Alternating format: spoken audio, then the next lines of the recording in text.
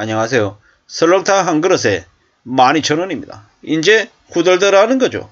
이제 겁나서 밥을 밖에서 사 먹겠냐, 뭐 이런 생각들을 이제 하는 거죠. 갈비탕 17,000원, 설렁탕 12,000원, 밥값으로 월급이 거들날 것 같다라는 얘기를 하는데 농담이긴 하지만 이게 결코 거짓말 같지 않다라는 겁니다. 한 달에 식비만 30만원이죠. 씁쓸한 얘기입니다. 이제 만원으로 점심 한 끼도 사먹기 어려운 시대가 됐답니다. 2021년만 해도 9,000원이었던 평균 서울의 직장인들 평균 식대가 이제 만원을 넘어섰습니다. 구내 식당의 평균 식대도 7,000원을 넘었습니다. 이게 뭔가 싶을 정도죠. 이게 왜 이렇게 했습니까? 여러가지 영향들이 있습니다. 이제 금리가 올라가지고 은행 이자도 올랐죠. 기름값도 오르고 뭐 가스비도 오르고 지하철 버스비 요금도 이제 오를 거죠. 이제는 외식도 겁나서 못하는 시대가 올 것 같습니다. 외식 불가, 여행 불가 시대도 곧 온다라고 봐야 되겠습니다. 왜 이렇게 삶이 힘들까요? 고물가이지만 임금은 저임금이기 때문인 거죠. 상상을 초월하는 속도로 가격이 오릅니다. 밥값도 오르고요. 뭐 이래저래 여러가지 비용들도 덩달아서 오를 수밖에 없을 겁니다. 그렇기 때문에 철저하게 조용히 살아야 되겠습니다. 어쩌면 사람들과의 관계도 굳이 넓게 할 필요가 있을까라는 거죠. 뭐 살아가다 보면 뭐 관계가 좁다고 해도 크게 사는 게 뭐 문제가 되지는 않는 것 같습니다. 걷는 길이 오솔길 같고 좀 화려하지 않다고 해서 그의 삶이 잘못했다라고 누가 손가락질하고 누가 비방할 수 있겠냐라는 거죠. 인생은 출발점보다 도착점이 더 중요하다 했습니다. 출발을 어디서 하든 스스로 노력하고 계속 애쓰면 멀리까지 갈 수 있는 것 같습니다. 공부하고 준비하고 착실하게 살아간 사람에게 길은 언제나 열리고요. 환상과 욕심에 빠져있는 사람들은 언제든지 무너지고 언제든지 엉망이 된다라는 겁니다. 지난 몇 년 동안 너무 많은 사람들이 빚을 냈습니다. 빚내서 집 사고 연끌하고 하는 것들을 당연하다라고 얘기했죠. 영원히 저금리가 올 줄 알았다라는 거죠. 근데 상황이 바뀌었죠. 상황이 바뀌다 보니까 많은 사람들이 지금 힘들어하고 고통 속에 있습니다. 앞으로 또 몇 년이 지나면 상황이 또 나아질 수 있습니다. 근데 몇 년이 아니라 조금 더 걸릴 것 같죠. 기다리고 견디고 참으면 삶이 분명히 나아질 시기가 온다라는 겁니다.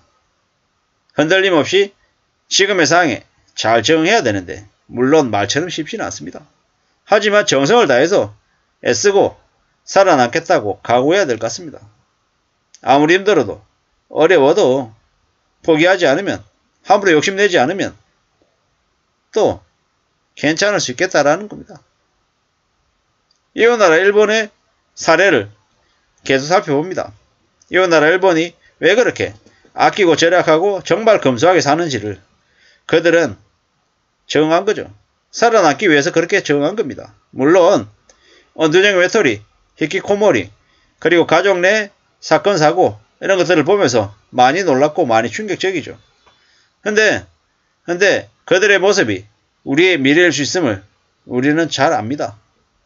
명심하고 또 명심해야 되는 거죠.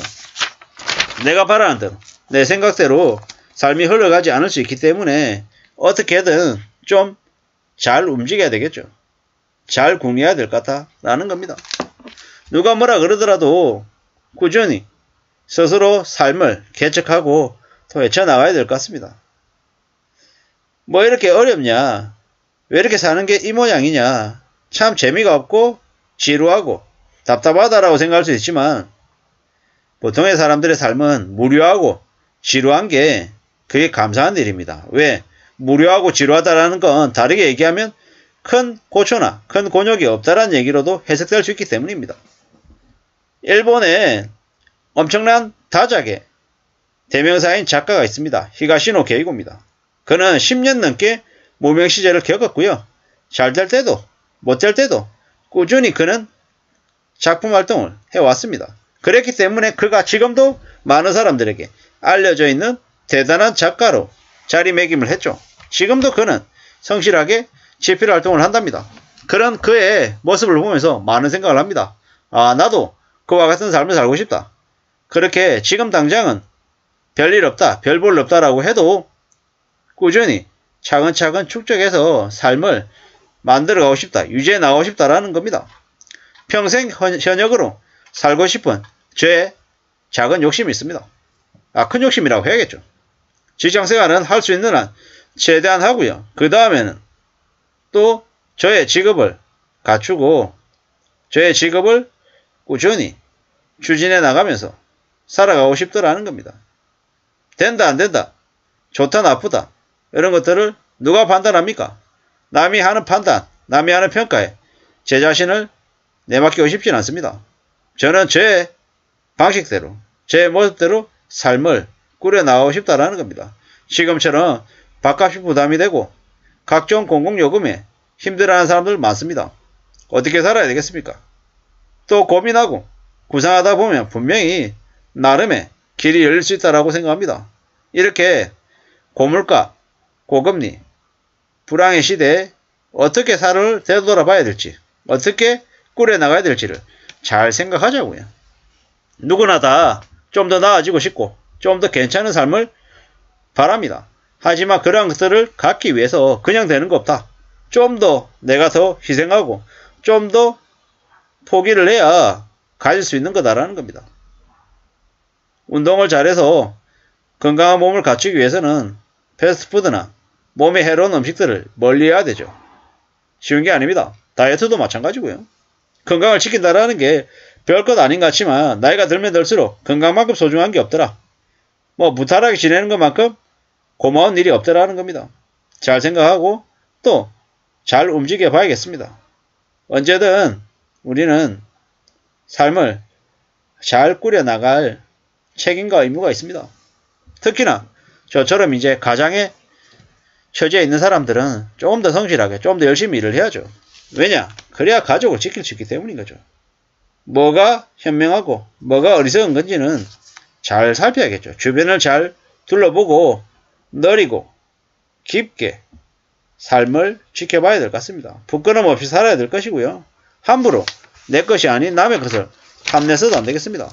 세상 그 어디에도 공짜가 없다라는 걸 잘 알아야 될 것 같습니다. 함부로 소탐대실하지 않아야 된다는 거죠. 나라의 대통령의 연부인도 사기치는 나라, 50억을 받아도 무죄라고 선고받는 나라라고 해서 나도 그렇게 살아도 된다, 이런 건 절대 아니라는 거죠. 불의, 부정을 보고 절대로 가까이 하지 않는 전하의 여러분이 되기를 바랄 뿐이고요. 아무쪼록 밥값도 심상치 않은 시대에 어떻게 하면 좀 아끼고 절약하면서 잘 축적된 삶을 살지를 더 고민해야 될 것 같습니다. 감사합니다.